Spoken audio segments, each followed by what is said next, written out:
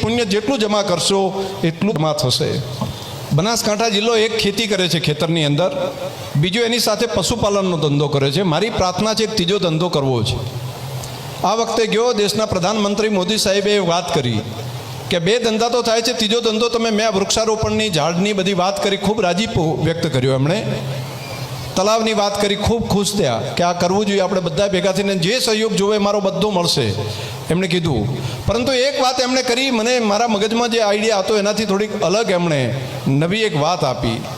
એમણે કીધું કે શંકરભાઈ, જે જિલ્લો બનાસકાંઠા જિલ્લો ખેતીના કારણે પશુપાલનના કારણે આ રીતે પગભર થયો છે, પોતાના બાળકોને ભણાવી શકે છે, પણ હજુ એની પાસે આર્થિક પૈસાવાળો કરવો હોય તો એક રસ્તો કરો।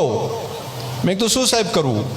તો એમણે કીધું કે દરેક ખેતરને અંદર તમે ઝાડ વાવો, અંદર તમે ખેતીના પાક વાવો છો, ખેતીનો બીજો પશુપાલનનો ધંધો કરો છો, ત્રીજી એક એવી આવક તમારે ઊભી કરવી પડે કે જેથી પશુપાલક હજુ વધારે પૈસાદાર થઈ શકે, ખેડૂત પૈસાદાર થાય। મેં કીધું શું કરવું? તો કીધું છેડે છેડે ચંદનના ઝાડ વાવો। એટલે મેં કીધું સાહેબ, ચંદનના ઝાડથી કઈ રીતે થઈ શકે? એટલે એમણે કીધું કે તમે કંઈ નહીં, ખાલી 2 વીઘા જમીન હોય એના શેઢે જો વાવશે તો 100 ઝાડ તો વાવીએ કે નહીં?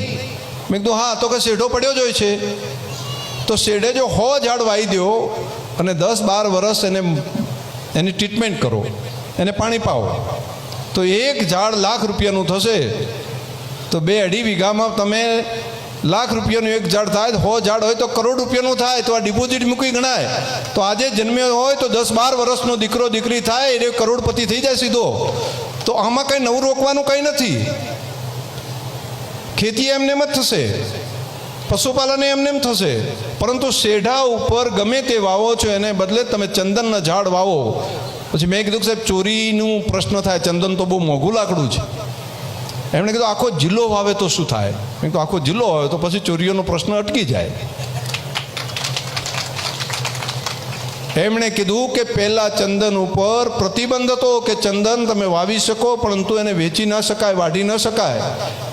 આ કાયદામાં સુધારો કર્યો છે કે ખેડૂત પોતાના ખેતરના શેઢે ચંદન વાવે તો એને પંચાયતમાંથી મંજૂરી લઈ અને એને વેચી શકશે।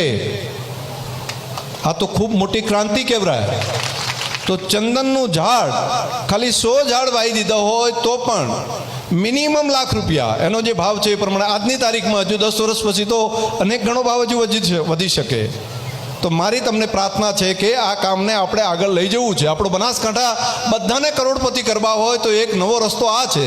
એક આપણા ખેતીની અંદરથી પશુપાલનના ધંધાથી આપણે કામ જે કરીએ છીએ તો કરીએ, પરંતુ જાણે ડિપોઝિટ મૂકી દીધી 10 વર્ષ માટેની પેક, તો એવું કામ તમે દરેક વ્યક્તિ કરી શકે। 500 ઝાડ વાયા હોય, જેને વધારે જમીન હોય 500 ઝાડ વાવે શેઢા ઉપર, તો 5 કરોડની ડિપોઝિટ જાણે મૂકી દીધી છે, આજે રૂપિયા જમા કરાયા અને 5 કરોડ રૂપિયા સીધા આપણા દીકરા દીકરી માટે મળી જાય।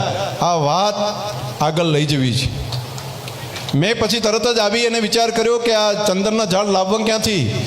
તો એમેઝોન ઉપર જોયું, તો એની અંદર એમેઝોન ઉપર ચેક કર્યું। મેં કીધું ક્યાંથી મળી શકે? હવે તો બધું મોટા ભાગનું ઓનલાઈન મળે છે।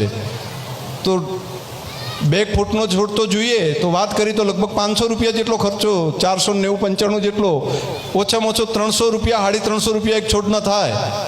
અમે ડેરીમાંથી બેસીને નક્કી કર્યું કે એક સાથે સંયુક્ત લાવવાનું કરીએ ઝાડ, અને ખેડૂતોને કહીએ કે તમારે વાવવા હોય તો લઈ જાઓ,